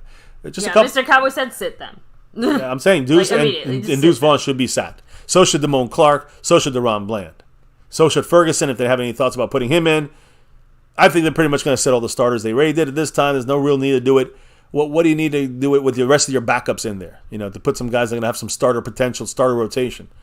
Too much of a risk at this point. If you didn't play them now, you're not going to put all your starters in now, then don't put half-ass and half these guys in there, in my opinion. Worth it. And I think McCarthy agrees with that, too. He's kind of made that clear. Now, McCarthy's on the screen here because he ran that off. Today he ran the drills. But I'll say this, guys. I talked about Simi Fehoko. I talked about, what's his name? Eric Scott, okay? Both these guys had, I would say, the better days today from the lower groups here. Simi Fehoko made a big play down the sideline during the Mojo moment. Fehoko, right now is on that bubble easily. I think he will get cut, and be brought back onto the practice squad. That's my guess with Fehoko. He's done a couple nice things in practice and had a lot of drops in practice and not had any good games in preseason. So to me, he ain't going to make it unless he does something crazy against the Raiders. And Eric Scott, he will make it because he's a 6th-round pick. The Cowboys obviously want him. Dan Quinn wanted him. Showed today why the Cowboys believe he could be an impact player this season at cornerback. Building up on this good training camp he had so far, his rookie 6th-rounder, ended an offensive drive, like I said, in the Mojo moments by picking Cooper Rush, knocking the ball up in the air. Very athletic interception, good awareness, both feet in bounds. Great job by Eric Scott Jr. And I will say one other guy that I think had a great day today, from the little bit of video and clips that I've seen, Quinton Bohanna, number 98. Inside there, we got Hankins, we got Mozzie, who, by the way, Mozzie was lacking today. Mozzie Smith was running running some drills, and he was lagging like a minute behind every single defensive lineman. So Mozzie, get in shape or stop being lazy. I don't know which one it is, but either way, maybe he's just having a rough day. I'm just saying, I don't know. Maybe he was hanging with Sam Williams too much. Not a good look. Either way, Quinton Bohanna had a great day in defending the run. So watch out, Mozzie. You're going to get demoted here. Quentin Bohanna defending the run. Definitely getting. I think he's making this. I didn't think he was going to make the team, but I think he's making his team, Bohanna. They like what he's doing out there. Again, on that bubble area. He's going to play a lot of snaps in this game coming up against the Raiders. His big frame got through the offensive line multiple times against the backups in the pass rush drill against a whole different slew of offensive linemen, starters and backups. So Bohanna did having a good day for him, pushing guys like Neville Gallimore a little bit out the way there, believe it or not. So, and again, I know they play different positions technically, but they're all fighting for spots inside. And you got Mozzie Smith, you got Hankins, you got Osa, and now you got Bohanna. That's 4 definites. I mean, do you think that a Chauncey Golston or I just mentioned his name, Neville Gallimore? You think these guys have enough to make it to a 6th defensive tackle or 5th and 6th defensive tackles? I mean, well, it the depends Cowboys on how many are we keep definitely on defensive valuing line. that position more, so true. I do think it's actually really likely. We'll see. I mean, you got to see how many pass rushers do we keep? 5? I mean, we keep 5 and then 6 inside, or we keep 6 outside and 5 inside. Depends on Dan. I trust in Dan Quinn, right? Right, Mike? Mike has to tell me that answer there. So Mike McCarthy, although he handles that offense, in the end, when it comes to this question, it's obviously in the hands of the great Dan Quinn, the mastermind chess master. I'll call him here, right? Well, and Quinn we trust. Yeah, so we'll see wherever he picks out. We're going to do our prediction, 53-man roster prediction. We have been fantastic at this, baby. We have been in the 90 percentile almost every single time. Pretty good. So we hit about 90, but listen, let's be fair though. Myself. Let's be fair though. About 80% of the team is kind of known already. Like I could tell you 80% of the team a month and a half ago. It's going to make this team, Outside of a couple of injuries, you got to move guys out and make room for new guys.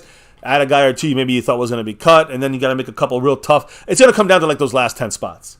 We'll go through all 53 roster prediction spots, but you guys know who's making. We don't have to go through Dak Prescott or Tony Pollard or Micah. We're going to go through them, but you know that guys are making. When you count them Are you up, sure Parsons is on this team? when you count them up, it's going to be like 40 players. We're going to have to pick 13 guys. That's what this whole thing comes down to. 13 players. That's what these last month and a half was for.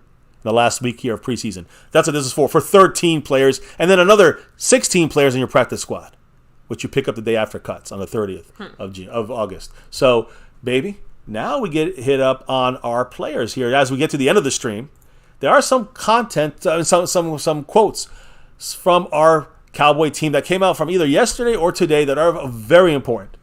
Very valuable for this fan base to get familiar with. And as we're here about an hour and a half when this thing ends tonight here on My Cowboys Family, hit the like, subscribe, and notification bell. And let's let the wife take over as we start. The smallest guy in our team. Deuce. All right, Deuce Vaughn. Deuce is loose. The Deuce is loose. And he said, I didn't come into it expecting anything. I'm not a big statistical guy. I'm not a big, goal guy. I just want to make an impact that I could for myself, whatever that was, to help this team win and help this team be successful. And that's what I wanted to do. For it to start off like this is really good, but of course they don't pay you and they don't respect the things you did do.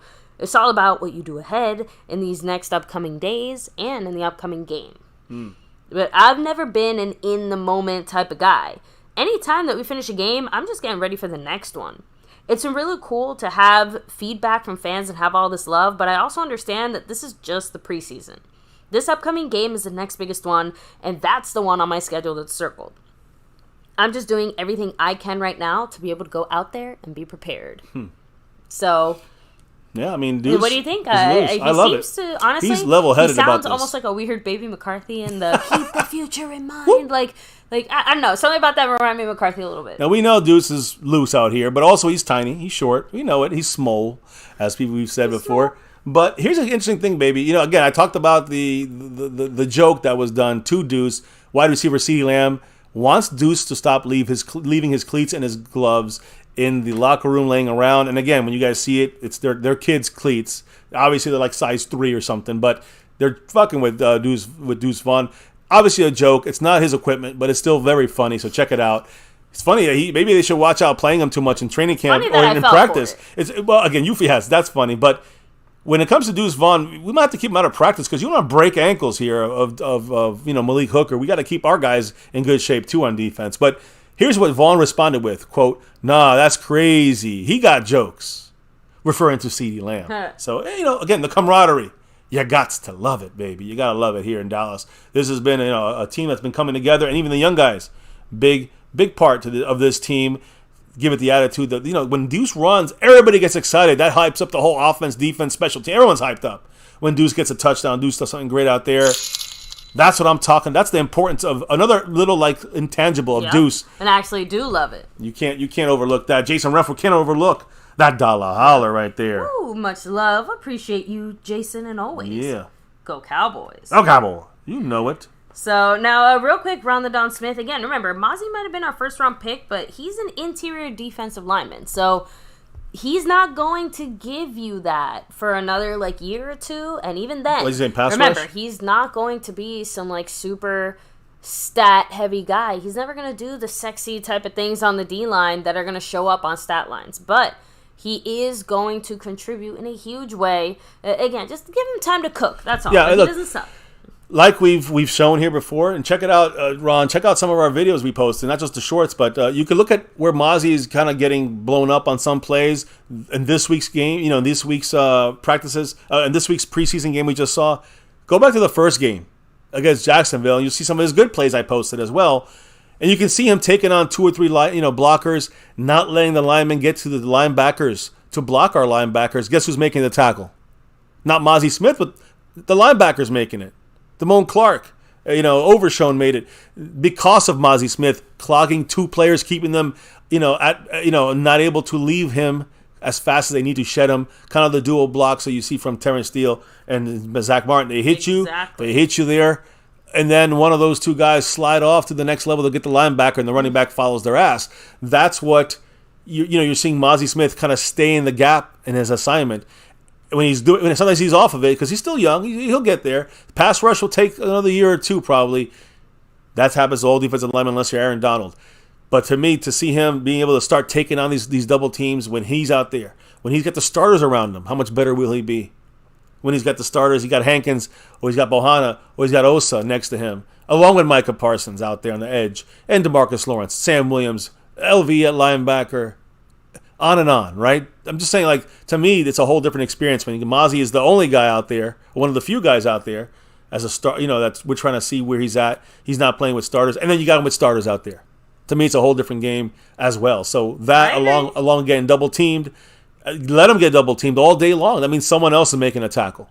That's the importance of Mozzie Smith. That's what we need. That's the only thing we really need from Mozzie Smith this year. Exactly. That we have to have is that run stop ability by him stopping the linemen to blocking our linebackers. That means we stop the run better. Yeah, but that's why I said, deep breaths and let's just, let him cook, let him marinate, let him simmer, right? He's a first-round pick, so people want him to hit harder. I understand, but I think that's going to come. I think if he hits hard this year, if we stop the run better, if we're more consistent when he and Hankins are out there, then he is doing his job. And that's a win for the Cowboys, a big win. Now, we're going to get to defense here in a minute. Because I know that we still have a little bit of a question here, I guess you can say, when it comes to, the Overshown spot. A linebacker, we're going to hear from Malik Hooker in a minute. But first, let's stick with the offense, baby. And let's talk about a couple of tight ends. And don't get dirty now out there. Oh. TEs, tight ends in football. Okay. Let's start with our starter. All right? Number 87. Jake Ferguson, baby. He had a quick little quote, I think.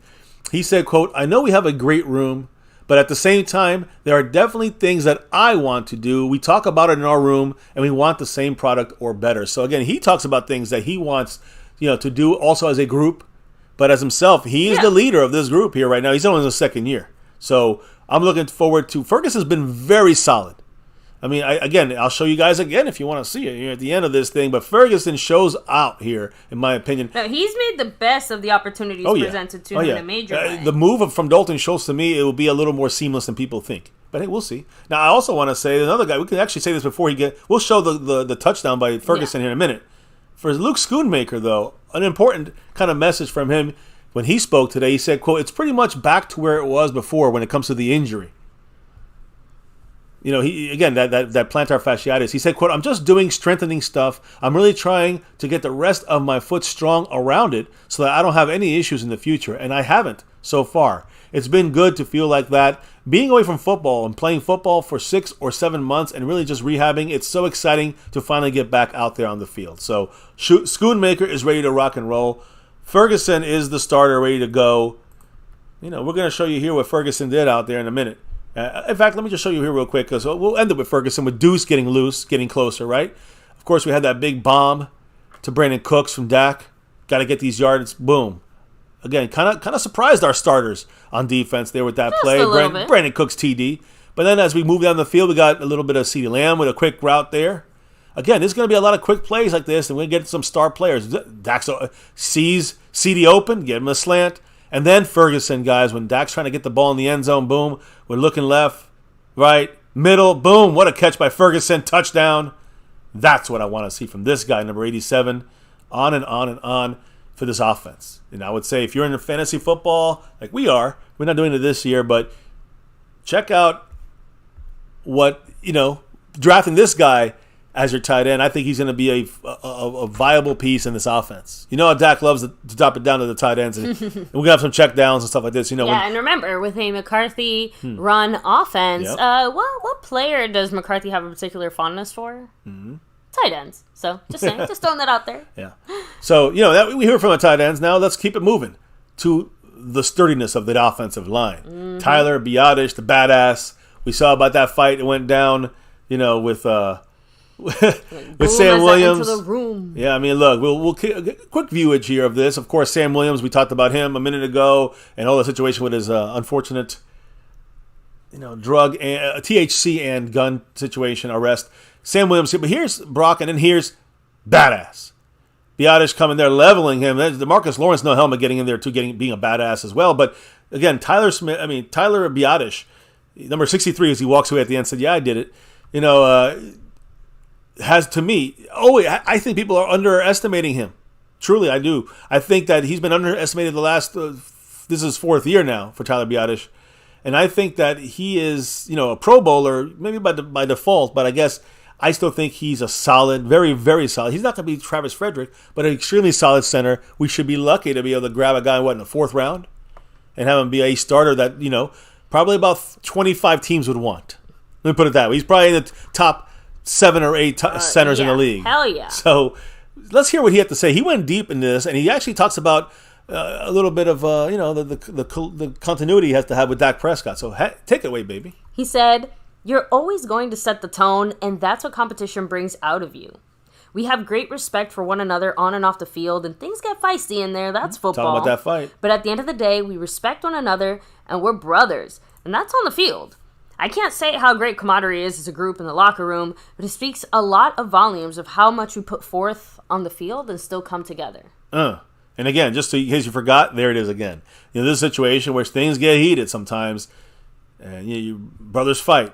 Mm-hmm. There's a fight there, and it happened. So Biadasz, like Sam Williams has said and others, they all on the same page. This is what happens in football. Yeah, now I will say this: there's some changes on the offensive line, right? In the sense, not offensive line, but with the cadence of the quarterback.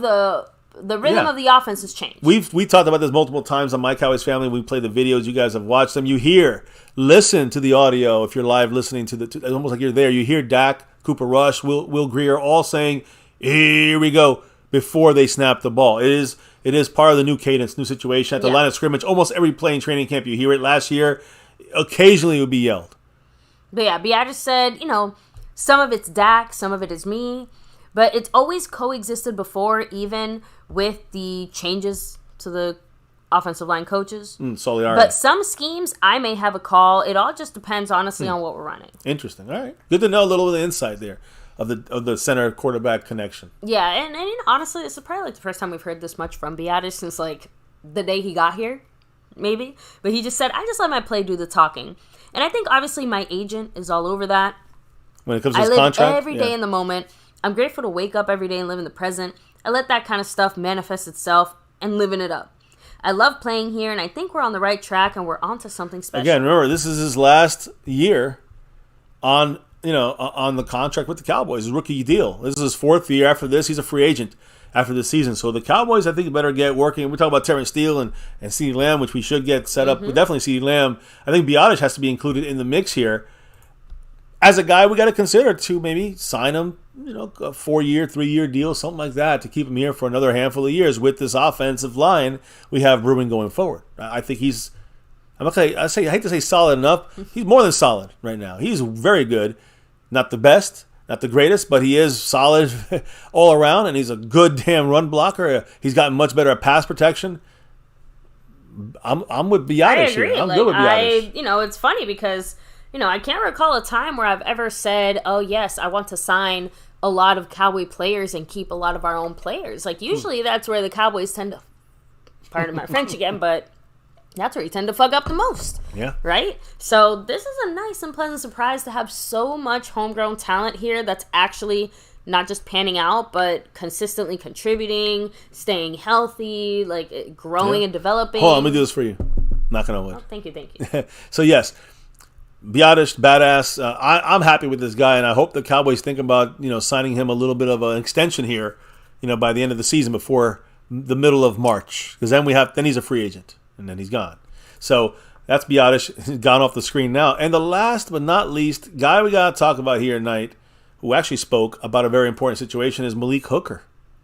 Safety, right? We heard safeties being used more now with the recent, unfortunate leaving of this guy right here. Yeah, unfortunately injured now, Overshown being gone. We talked about, again, Malik Hooker, not really one of those guys, I would say, but more it would be, Donovan Wilson, number 6, and number 27, Jaron Curse. Those are the safeties that are going to help at that linebacker position. The specific, not even linebacker, the specific snaps at linebacker that would have gone to Overshown. So we know this already. Those are the main guys that are kind of stepping up, but, that's the starting crew. Who's going to be taking those snaps? The second, again, Overshown, think of him as a second stringer, a backup, right? Yeah. That had some offensive snaps, maybe 10 a game. We don't know how much he would have had. But we need to replace those in the starting lineup, and he's still with the second team. Yeah. Like the way Overshown was with the second team. Remember that. So Malik Hooker talked about the guy who's going to be stepping up in there, and that's Marquise Bell. Yep. And again, former first-round pick Malik Hooker signed his 3rd contract to remain with the Cowboys, spoke about how impressed he has been all summer with Marquise Bell. Again, Bell stepping up in practices, preseason games, and again, seizing the opportunity with Donovan Wilson injury, the Israel Mukuamu hamstring delay to get him back on the field. What did Malik Hooker say about Marquise Bell? He said, obviously you see Marquise Bell out to get a lot of the first-team resume. He's been vocal. He's been stepping in as if he's one of the veteran guys. He called himself that the last couple of practices. What, a veteran guy? Yeah. Like, wow. I kind of like that energy. Anyway, going back to what Hooker had to say, he said, quote, I mean, the last couple days, we can call him a rookie. You have to pay your dues there. But just as a professional, he handles it very well. He comes in, puts his head down, and works every day and studies, and then that's all you got to ask for as a guy. So, again, to me, it seems like, Marquise Bell is a little bit, I don't know if it's worrisome or not when I see that first quote there you read, or I hear the first quote you read about basically, he's out to get a lot of the first team reps. He's been vocal, meaning like he's talked to the media saying that, Dan Quinn told me I'm going to do this. Like, does that mean that maybe he's taking more, like, maybe he's jumping the gun on taking, he's like, I'm telling everybody I'm going to be this guy, or does he do it in practice, like, also vocal, saying, I'm coming in here and doing this job right? Like, I'm trying to figure it out if Malik Hooker meant it in a good, or, obviously saying in a good way, but. I took this very much as a closed mouths don't get fed. This is an opportunity that has opened up. No one's happy about an injury, but he's saying that gap that's there right now, I'm going to be the one to fill it. The job that needs doing, I'm going to be the one to do it. So, that's why I said just that energy alone, and like what Hooker said, it's not like he's just doing it posturing about or whatever. Like, he's actually putting in the work to try and fulfill that role. So what more can you ask of a guy? Agree. And of course, who the fuck else is supposed to do it? No, I agree. And look, so we have enough. I think here's what I think. I think we have enough guys, safeties. We have Micah can drop back at linebacker. We have enough guys that can pick up those 13 snaps a game that Overshown might have played at most for us. I think we also, again, Malik Hooker can help in a play or two, but I think it's mainly Curse and Donovan Wilson that's going to help out with some of those snaps as well. We talked about Marquise Bell might come in for 5 or 6 snaps starting the season, and as the season goes on, he might get those 13, 14 snaps a game that Overshown would have had doing that same role in those same situational episodes in a game, right? So I think that we have, here's the thing, I wanted to see Overshown. Overshown would have made our defense even better if that's even possible.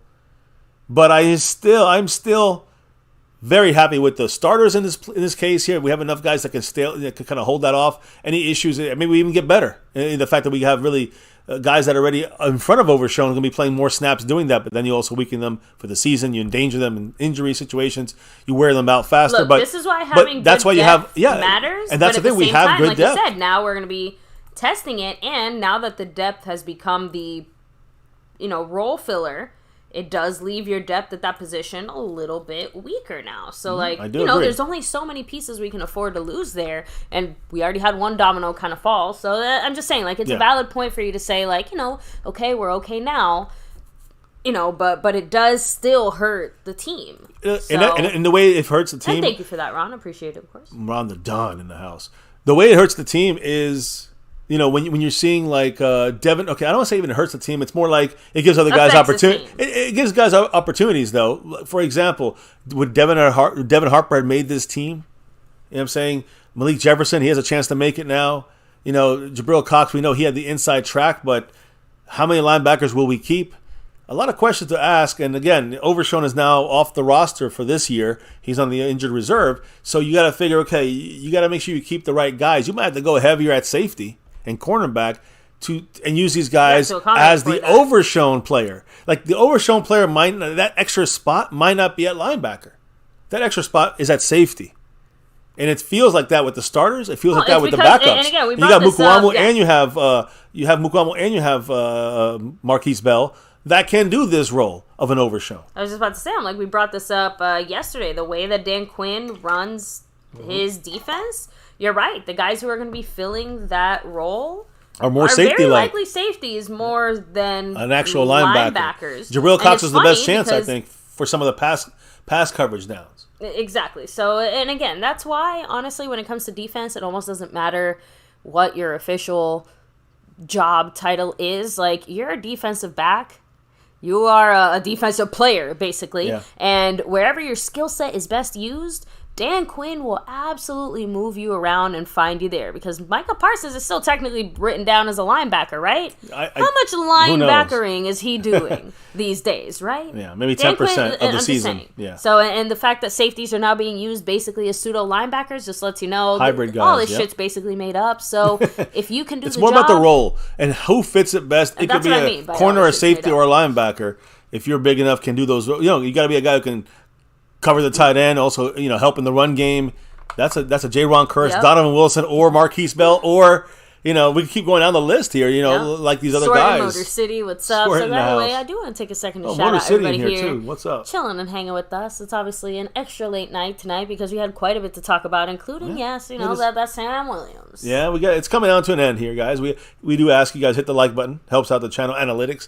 Subscribe to the channel if you're new. Obviously, a lot of people are in the house, and it's great to see some people who got some of the memberships, like Motor City Maniac, who jumped in here, got a membership from a gifted membership. So much love to Jason Renfro, Skeptical Fan, Bobby Bottle, everybody who's gifted memberships, and much love to Jason Renfro, who's our gifting membership king right now. 3 weeks in a row, got one on it.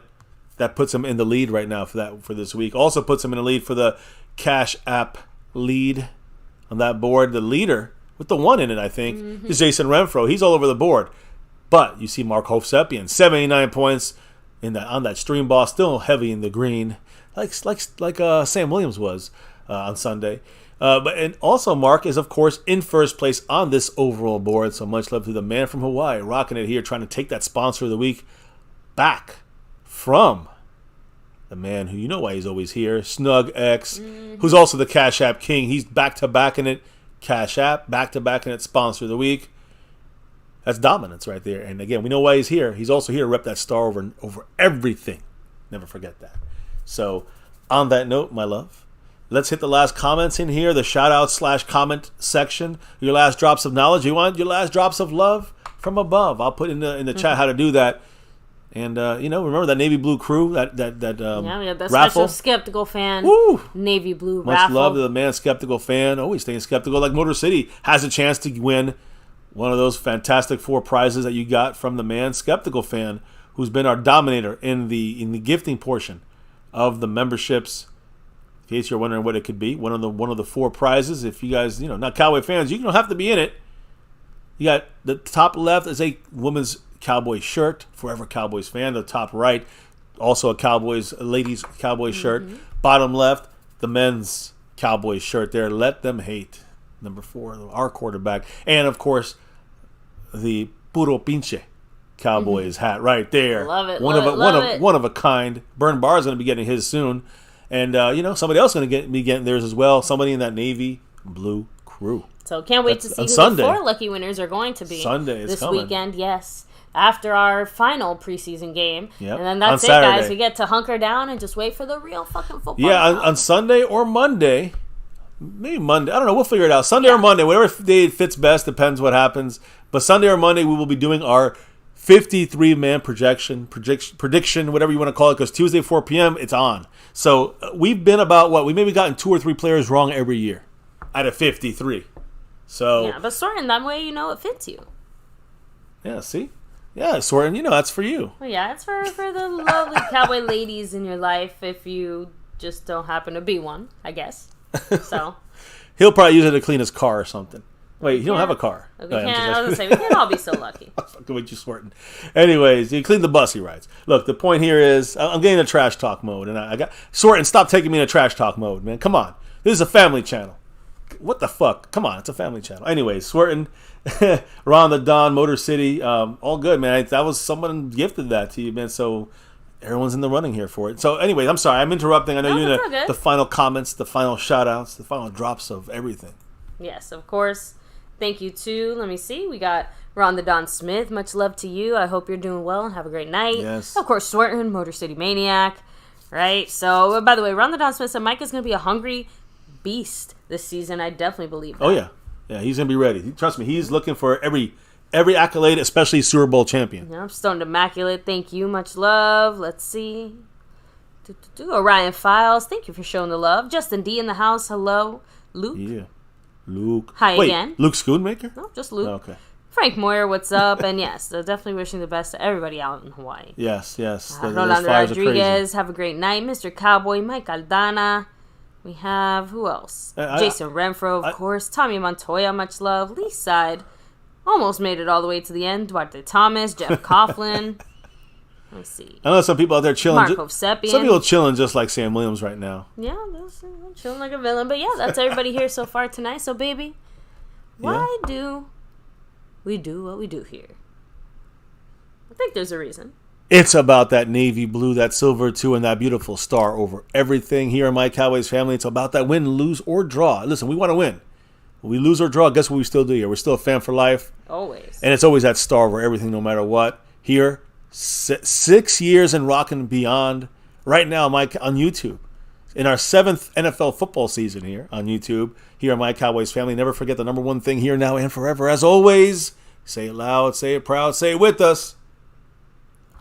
Go Cowboys! Let's get that 6 and beyond. God damn it. Thank you guys in the chat. Rocking and dropping the knowledge all night long. All night.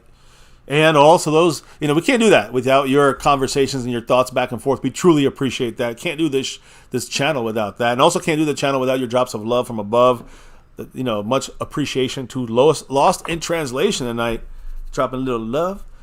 Then you got Jason Renfro gifting some love here. So a couple other drops. And the man, Mark Hovsepian, on the board here and the lead on the stream boss and the overall board all the way from Hawaii, repping that star over everything. Thank you guys for the love from above. And everybody all week who's dropping the support here at My Cowboys Family. We'll be back tomorrow. Should be back tomorrow, I think, with all the updates, news, info, and updates here on our Dallas Cowboys as we clock out for tonight and drop out for the evening. Guys, hit the like, subscribe, and notification bell. And remember, as we get prepared for tomorrow, another one here on the show.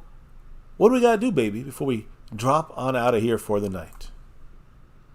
we gotta drop the beat. Woo, that was a harsh drop. I like it. The beat's been dropped, guys. Thank you for dropping in here with us, hitting that like and subbing it up, and drop your emojis if you got them, right? Drop them if you got them. Thank you, guys. Rocking here on the MCF, on the Navy, Blue, Silver, and Star for everything. Remind those Eagle fans if they're flying around you, remind them this basic fact, this mathematical fact, yes, 5 is still somehow greater than 1. So cry, bitch, as the Eagles cry. Anyways, on that note, guys, another one in the books here, another Cowboys chat here. Really the last padded training camp practice we're going to see, during this the training camp sessions, right? At least open to the public. No, not even any film, but tomorrow they'll do a quick walkthrough and they're done till the cuts, to the game and then the cuts, right? So we'll see. Today was the day 14, tomorrow 15, I guess, 14 and a half. Either way, we talked about it all here. Some players spoke. The Jimmy Johnson, slander from Jerry Jones. Congrats to DeMarcus Ware. Micah maybe needs to take over more than just this team and this league. He needs to take over some help there, helping Sam Williams get a little bit more clear-minded. On here on MCF, it's always about that Navy, Blue, Silver, and Star for everything. Never dare ever forget the number one thing here, my Cowboys family. Much love to everyone in the house, even the haters. Appreciate you all stopping by. Hit the like, sub it up, and hit the notification bell. Follow us on Twitter at MyCowboysFamily and all that good stuff. Check the description for all the info. We'll see you back tomorrow for another one, guys. Stay safe. Peace out. Much love to all. And never, ever forget, Go Cowboys!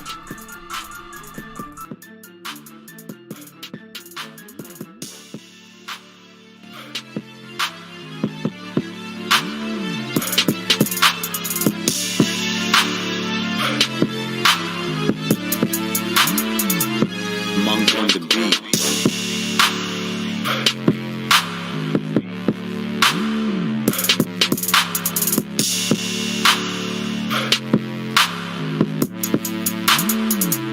Monk on the beat.